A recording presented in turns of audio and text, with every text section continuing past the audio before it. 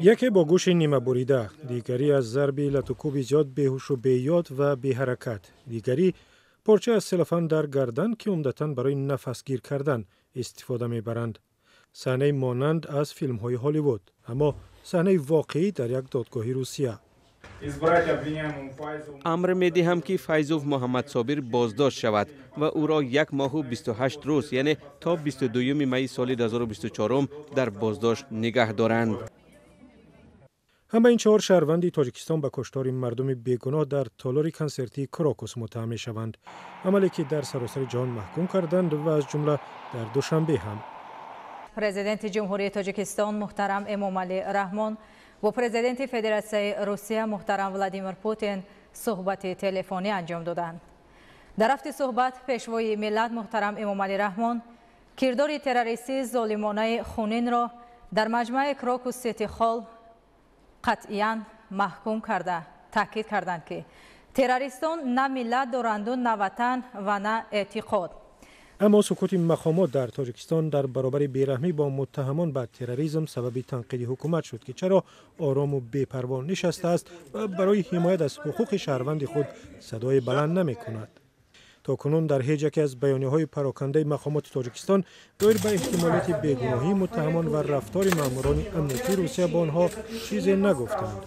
وزارت امور داخلی با نشر 2 بیانیه در روزهای اول گفت گزارش‌های رسانه‌های روسیه درباره دست داشتن 3 شهروند تاجیکستان صحیح نیست، چون 2 نفر آنها در کشور بودند و یکی در شهر سمره روسیه. وزارت امور خارجه در لحظه‌های اول از رسانه‌ها خواست پیش قضاوت نکنند، زیرا با این کارشان به شهروندان تاجیکستان در خارج زیان می‌رسانند. بعد این همه امامعلی رحمان رئیس جمهوری تاجیکستان در روز تجلیل جشن نوروز از حمله در کراکوس مسکو یادآور شد و غیر مستقیم از والدان تاجیک خواست به تربیت فرزندان اعتبار جدی بدهند. او در یک اشاره نامفهوم این روزها را برای مردم تاجیکستان روزهای سخت ولی گذرنده نامید.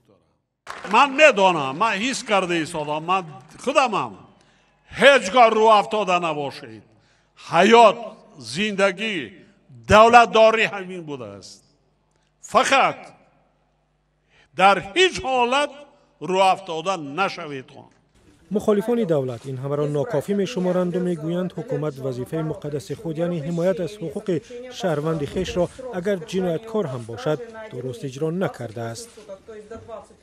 رهبریت تاجیکستان هیچ وقت خود را در طول تاریخش مسئول نمی‌دانست که در چنین حالات‌ها از شهروندان خود حمایت کند، نه تنها در خارج حتی در داخل هم، و هیچگاه خود را مسئول عملی کردن اولین نیازهای مردم تاجیک نمی‌دانست. این حال با نظر و حامی حقوق شناخته تاجیک هم در فیسبوک نوشته است حکومت تاجیکستان عهده‌دار است که در رفت تفتیش شرکت کند و متهمان به جنایت را با وکیل دفاع تامین نماید.